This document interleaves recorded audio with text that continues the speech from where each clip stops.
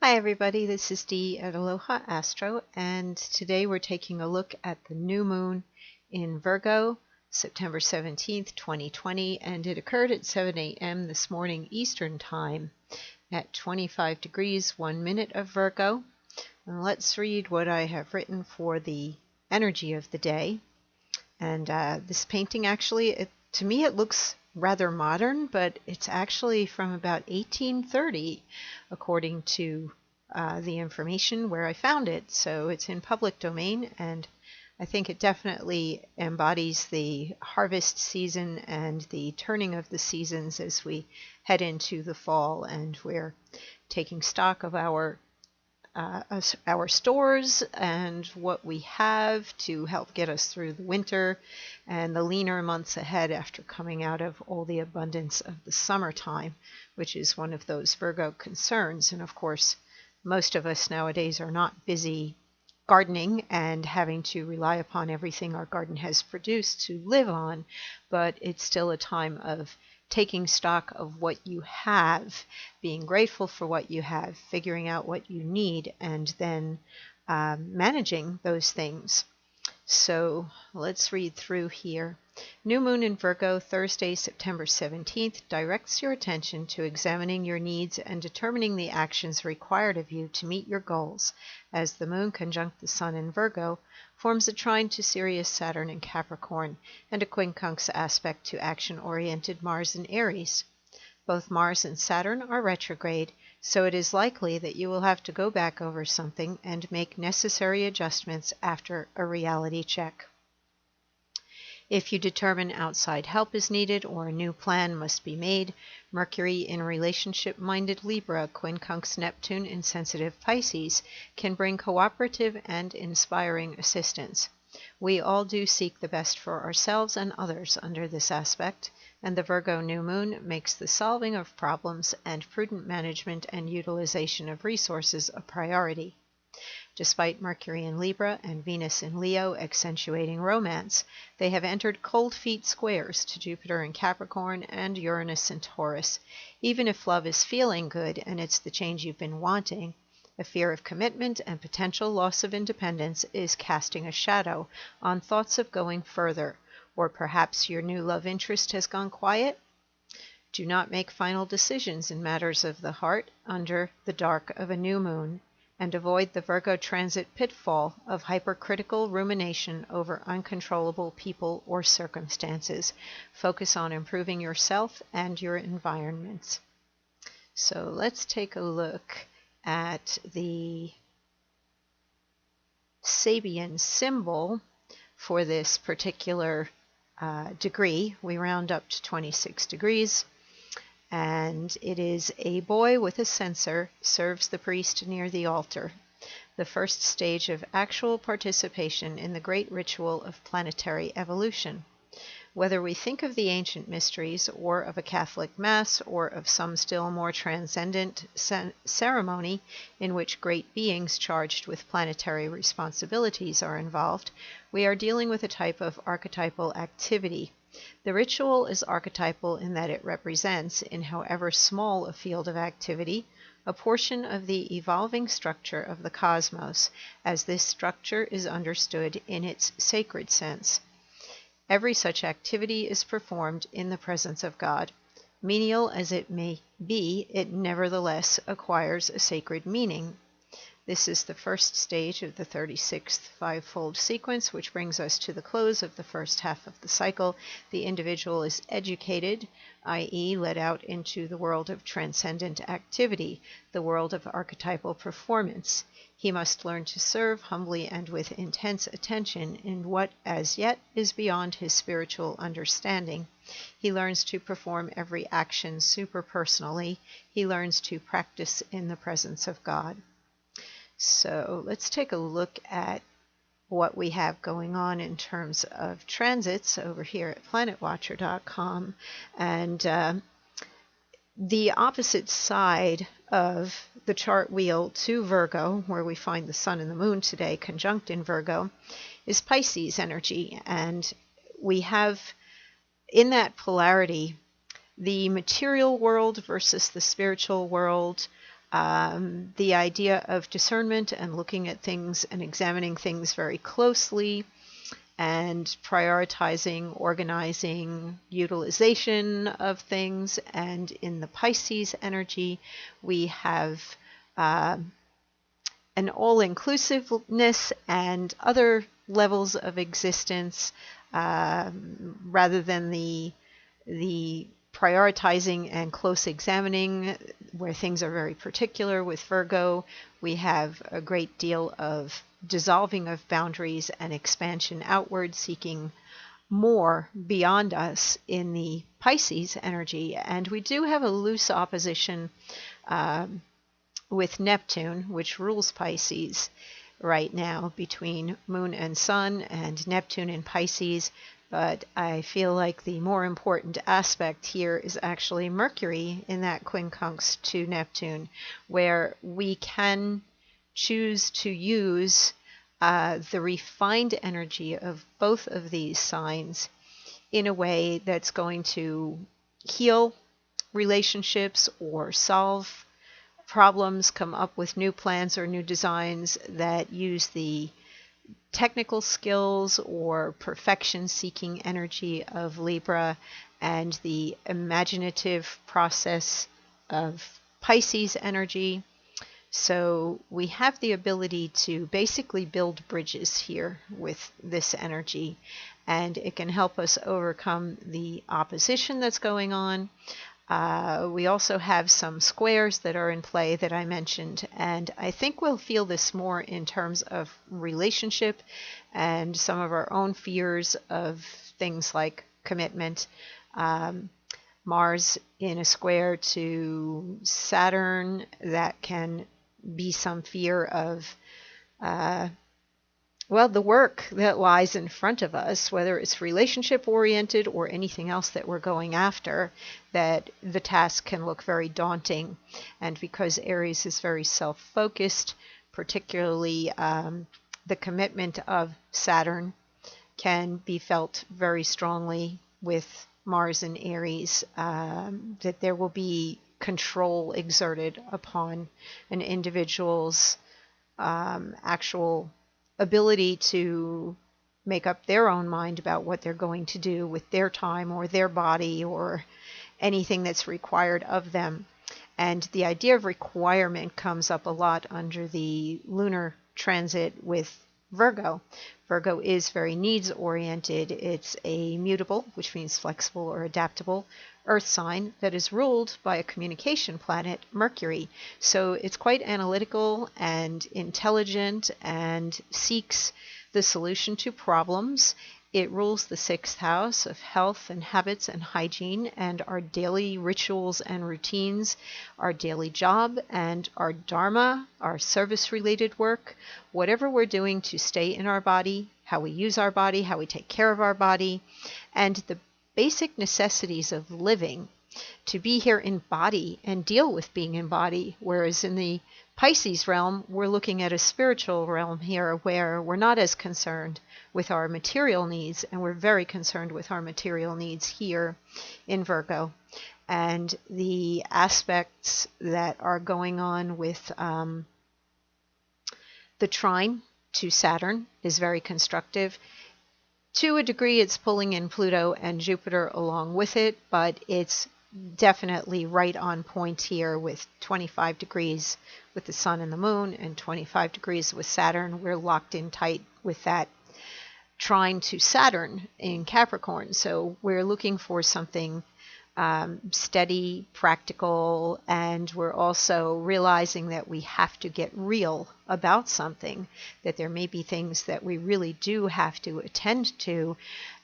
For some people, this can be very mundane and practical. I need to get my deck cleaned and painted before the winter sets in, and I've been procrastinating on all of that. If you've been procrastinating on things, then this trine is going to give you a kick in the butt. If you have a fear potentially of death, while we have Saturn and Pluto together along with Jupiter in Capricorn, and we're seeing people die all over the world from a virus that there's no actual cure for at the moment, then you can take some personal responsibility for maintaining your own body and your own health. Do what's required of you to stay safe. Wear your mask, wash your hands, limit your contact with people, and take your vitamins and eat good food. That's going to go a long way toward staying safe if you're worried about staying safe.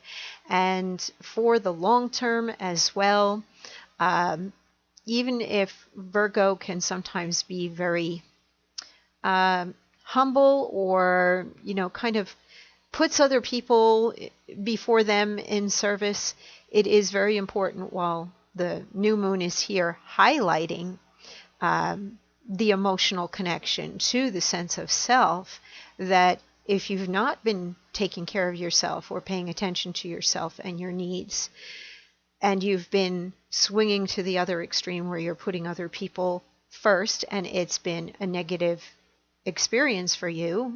Mars and Chiron definitely in Aries are still bringing up issues of self and individuality, as well as the Uranian influence here in Taurus. It is now squaring Venus in Leo, so you may have to determine whether something or somebody is good for you or not, and perhaps it is time to have a little time out. I don't know if a definitive decision in relationships is the best thing at the moment, because some of these transits are relatively quick. Mercury, this square, will fall apart before too long, and this square here between Venus and Uranus will also begin to fade in the days ahead, so do not burn your bridges right now. Keep an open mind, an either or, and let's see what will happen, and how can I make this better, or how can I improve myself? If you're turning the critical energy of Saturn and Capricorn and the Sun and the Moon in Virgo toward other people and situations, turn it toward yourself through this quincunx here to Mars in Aries, and clean up your room, your house, your desk, your deck, your garage, whatever you need to straighten out. Eliminate clutter. Interestingly, Virgo rules the digestive system, the process of digestion and elimination, particularly the whole process of that. And if you consider what Virgo does, it examines, then it analyzes, decides what it is going to absorb, utilizes it, and then sorts through and eliminates the things that are unnecessary or not supportive to the overall health of daily living. And it can be a process. It's not a very simple thing. And I think sometimes Virgo is mistakenly looked upon as being a very simple sign. Oh, the earth maiden, the caretaker, the basically, this idea of simplicity is in Virgo, but there's a lot of complexity behind it that goes into the process of simplification and getting down to essential needs and determining what is essential and then acting upon that. So go through the process, go through the system of looking at your own life rather than looking out there. And of course, it's helpful to be aware and to be informed of what's going on out there in the world or how other things are impacting you, but get control of yourself and your own immediate environment first. And then when you are at peace within yourself and there's no distraction and disturbance in your own life, and you are feeling in harmony with yourself, you can go out there and make better decisions about how you interact with other people. Definitely, I can think of some expressions like people who live in glass houses should not throw stones. And that's very appropriate in terms of the overall energy patterns we have right now. There's a lot of scattering. It can read like a good news, bad news story because the planets are all over the place. And from day to day, it's been really kind of challenging to write a daily forecast, as we have positive and negative aspects, and they're pretty well equally mixed and balanced. We have, well, this is great, but oh, this is not so great. And right now, with that Virgo new moon going to be affecting you for 2 more weeks before we get to the full moon on October 1st, just pay attention. That is one thing that the Virgo Mercury ruled energy is meant to be observant and to pay attention, and then to discern and figure out where energy needs to be directed. So rather than looking out there at everybody else, which would be the shadow there of Pisces, like, I'm going to go watch Netflix right now. And I'm guilty of that. You might be guilty of that. Take a look at what you need to be doing that you're avoiding and you're procrastinating on. So as we move to tomorrow, we then shift into Libra, and it does join Mercury, and you may have a talk with somebody. You may negotiate things with people, or you might decide that there's a better course of action for you, and you're going to get that information that's going to enable you to make that decision to move forward. I want to just skip ahead. No, actually, going over the retrogrades, that's probably what you need to hear most. We had Mars turn retrograde, I believe, on the 9th, and it is retrograding right now in Aries, and we will have Mercury going retrograde in October. I believe it's going to be the 14th of October. Let me double check that and get a day. Okay, yes, we have Mercury going retrograde on October 14th, and Mars will still be retrograde. They will be roughly by sign here opposing each other, and they're going to be in cardinal signs. So Mercury is going to be backtracking in cardinal Libra, and that's an air sign. And Mars is going to be retrograding in cardinal Aries. And this is the relationship axis. Aries is all about I am, and Libra is all about we and us, self and other. So relationships are going to come into focus, and you may just not know what the heck is going on or how you want to react and respond to other people, and other people might be reacting or responding to you in a way that doesn't seem normal to you, or it can be challenging. We definitely will be seeing greater polarity and division as we head up to the United States presidential elections.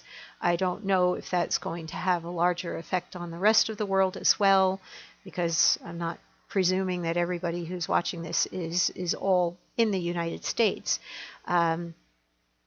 So just watch what you say and think before you speak.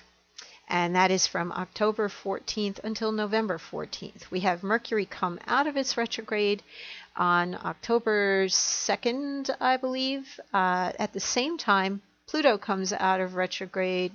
November 2nd. And then November 14th, we have Mars come out of retrograde. So we're not free and clear of those two faster moving planets that have more effect on our personal lives until mid-November. And we're not yet at October 14th, where they're both going to be in retrograde, but right now we have Mars retrograde. And you may be looking at things you need to improve in yourself. And if you're feeling frustrated or you're feeling angry, take a look inside at why, and what is that frustration or anger telling you that is right for you to be doing. Particularly if you're procrastinating or avoiding work, this square might be indicative of that. Are you actually afraid of success? Are you afraid of becoming bigger? Are you afraid if you become more successful, it's going to be more work than you can handle? Or you don't know how to take a position of leadership or control if you go up to a level like that. So even though you may want to do something independently on your own, or you have a lot of creative fire right now and passion for something with Venus in Leo, You might have a dream of something with Neptune making a sextile to these Capricorn planets. The reality is you've got to change something in yourself to be able to step up to that higher level. So if you're having any negative feelings come up, they're usually an alert system for something, and ask yourself, why this feeling, what's going on, and what can you do to change that feeling, to get greater control of yourself and those negative thoughts or feelings. Then we've got Jupiter. It recently came out of retrograde, and that was just a couple of days ago. Does it say when it happens? 4 days ago, we had Jupiter go direct. We still have Saturn and Pluto retrograde. The dates for them: Saturn, the 28th of September, it goes direct. Pluto goes direct on October 3rd. So by the first week in October, these three will be direct, all of them in Capricorn. And between October 4th and October 14th, when Mercury goes retrograde, we are only really dealing with Mars and its retrograding. That little window of 10 days can be a good time for major push forward or making some major plans in your life, and get a lot done in that time frame before Mercury retrograde occurs and it becomes more challenging to have your plans come to fruition or have communication go well. So we'll be looking toward a little bit of a slowdown from October 14th to November 14th, and a whole lot of craziness and potential instability as things swing back and forth with those two retrograding, Mars and Mercury, in signs that have a lot to do with self and others.